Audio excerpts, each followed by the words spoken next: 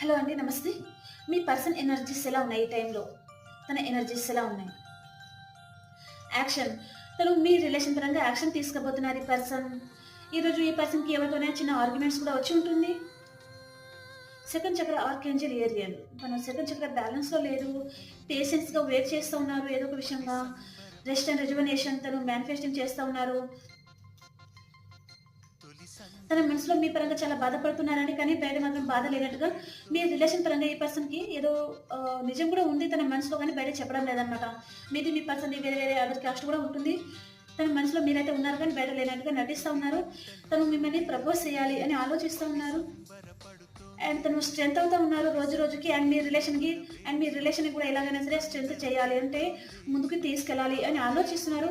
And ఎలా ముందుకు తీసుకెళ్లాలో తనకు అర్థం కావడం లేదు. తన మనసులో అయితే తను చాలా బాధపడుతున్నారండి. ఓకే.